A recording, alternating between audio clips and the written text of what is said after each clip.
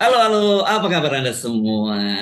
Saya akan mengajak Anda untuk hari ini ngobrol lagi yang kedua kali dengan Bung Rocky Gerung dan ini berkaitan dengan soal ini kan dalam waktu dekat ini akan segera diputuskan ya Bung Rocky soal Mahkamah Konstitusi yang sedang menangani apa gugatan judicial review tentang sistem proporsional tertutup dan ini Pak Zulkifli Hasan sudah menyatakan bahwa kalau sampai pada proporsional tertutup diputuskan itu dia akan tiap hari mengirimkan 5.000 kadernya untuk unjuk rasa. Ini kan partai pemerintah yang ngomong ya, Bung Rocky. Jadi artinya memang udah ada tadi timeline. Kapan 5.000 pertama dikirim oleh PAN, kapan 5.000 kedua dikirim oleh Golkar, kapan dikirim oleh PKB dan seterusnya. Jadi kelihatannya memang ada desain perintah siapkan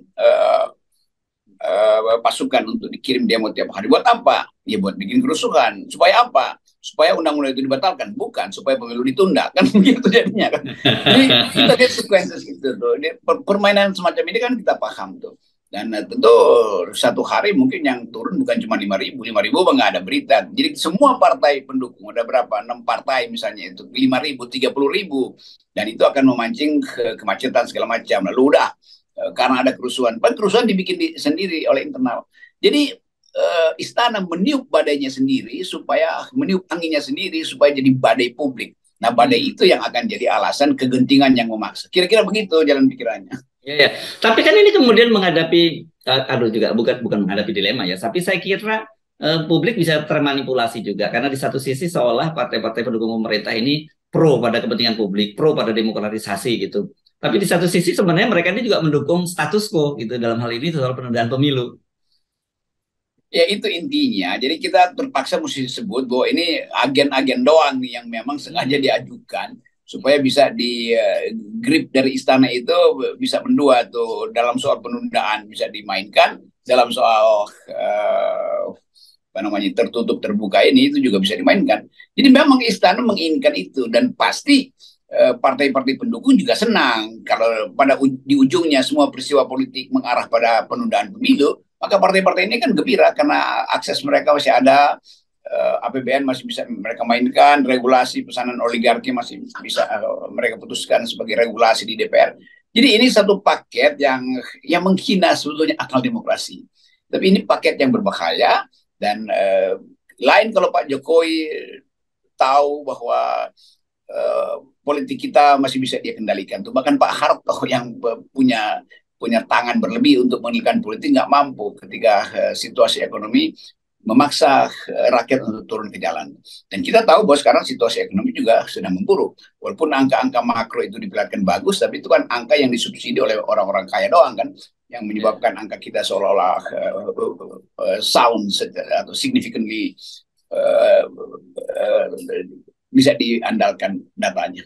Iya, iya, iya benar juga ya. Saya bayangkan kalau tiap hari mereka satu partai mengirimkan 5.000 orang dan kemudian turun di jalan, kan itu bisa menimbulkan apa ya, chaos juga ya, Bung Rocky. Dan kalau kemudian muncul chaos, dia bisa jadi justifikasi kemudian pemilu ditunda. Karena kan sebenarnya satu-satunya alasan penundaan pemilu itu yang kalau saya baca-baca di undang-undang ya karena kondisi kegentingan yang memaksa kan. Iya, cuman itu intinya kan. Jadi apapun akan dijadikan cara untuk memaksakan kegentingan, bukan kegentingan Oh memaksa ya, kan ya. ah, ya, saya ingat istilah Anda ya, memaksakan kegentingan, bukan kegentingan yang memaksa, betul. Iya, karena ini rekayasa. Kan agak ajaib PAN itu tiba-tiba bilang 5.000 akan kita turunkan. Agak ajaib PKB seolah mengancam Jokowi kan. Kan itu diketahui Jokowi dong. Gimana kalian dulu apa sih ketua PAN, ketua PKB itu telepon 1,2 menit dengan KPK selesai itu barang itu kan dibongkar lagi itu sprindik-sprindik itu.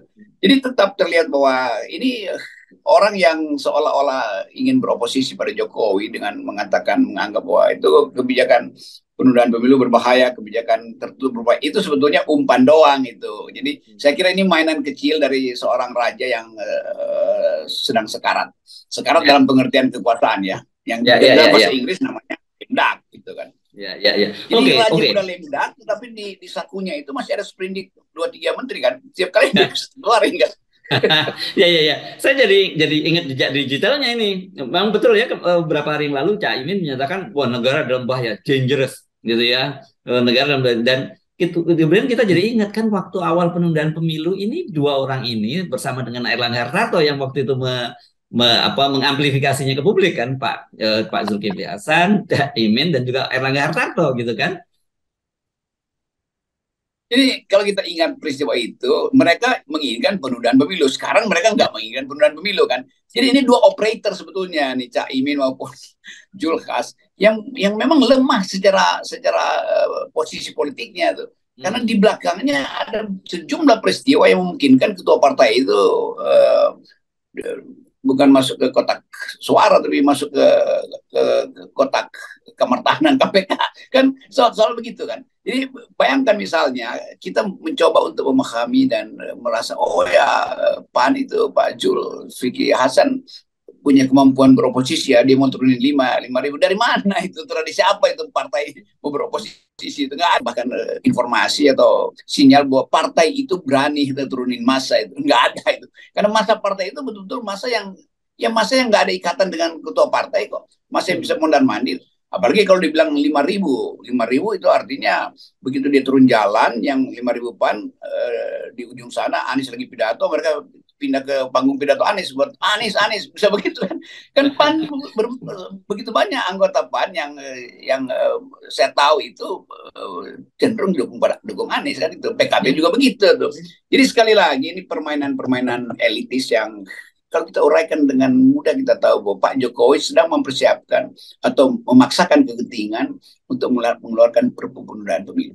Ya, oke. Dan nah ini kita kaitkan dengan pidato Anies kemarin ketika dia menerima menerima mandat dari PKS secara resmi ya dalam musyawarah Majelis Syuro ke-8 penutupan kemarin, dan dia walaupun sambil lalu tapi ini menarik karena dia menyatakan dia tahu bahwa untuk sampai pada keputusan PKS mendukung dia itu prosesnya panjang karena ada rayuan, ada tekanan, bahkan ada ancaman gitu ya. Meskipun ketika ditanya Presiden PKS menyatakan dia itu kan biasa dalam politik ada rayuan-rayuan. Tapi kita tahu bahwa apa yang disampaikan oleh Anies itu memang terjadi di bawah permukaan yang mungkin publik cuma bisa mengendus gitu, tapi tidak punya faktanya.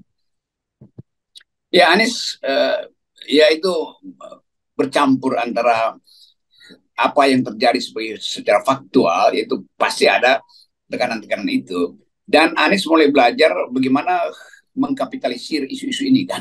Ya, pasti. Jadi menariknya begitu tuh. Jadi kelihatannya dalam 2-3 bulan ini Anies tahu cara untuk membalikkan opini publik itu atau mengirimkan sinyal pada kekuasaan. Ini bagus juga hal semacam ini. Yang bagus adalah Anies juga mesti transparan tuh. Kalau dia lagi mondar-mandir ke daerah itu apa yang dia kerjakan. Kalau diundang oleh mahasiswa pasti nggak cukup untuk bawa satu tim kan. Berarti mesti diterangkan, oh ini timnya Nasdem. Kalau bolak-balik dengan private jet misalnya, apakah betul-betul sekuat itu Nasdemnya. Jadi ini hal yang juga kita mesti ingatkan.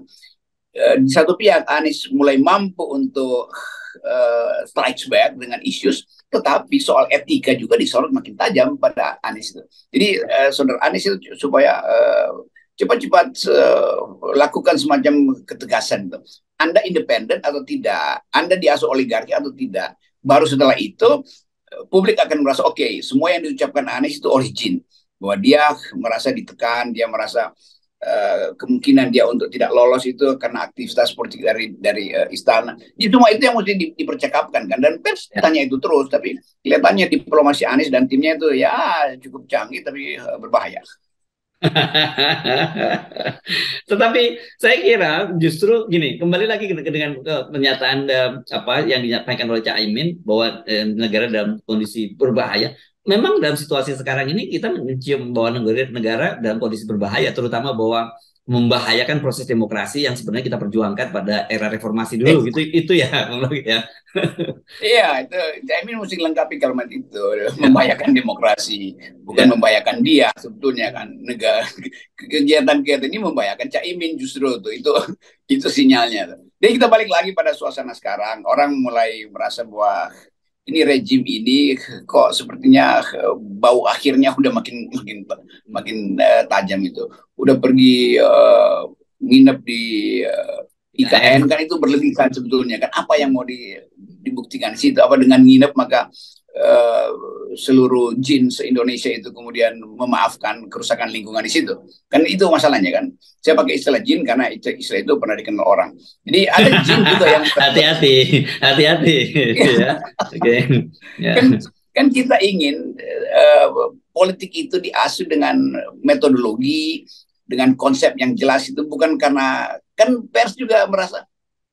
Bayangin misalnya waktu pers mau pakai judul Pak Jokowi nginep di IKN itu apa, di mana nginepnya tuh, ngapain tuh nginep malam-malam, ngapain itu, jangan-jangan jam 7 suruh nginep terus setelah pers wawancara dia balik lagi ke hotel, nanti pagi-pagi datang lagi, kan orang curiga begitu kan, apa benar nginep di situ tuh. Jadi kecurigaan itu dasarnya adalah inkonsistensi dari Pak Jokowi di dalam semua aspek yang disebut sebagai apa judul bukunya tuh, Man of Contradiction.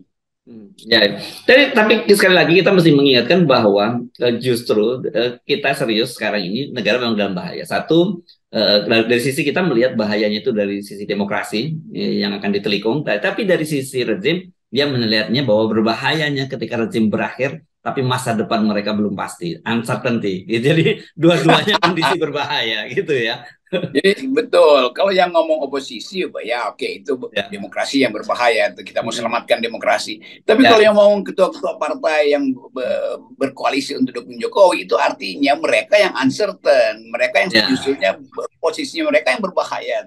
Bacaannya begitu. Yes, MNN selalu bisa melakukan between the line. Oke, dan supaya negara ini tidak dalam kondisi berbahaya dari sisi demokrasi, kita kembalikan ke 0%, ya, Bung Rocky ya. Nah, ini dia nih, dasar dari keselamatan negara, ya. Thank you.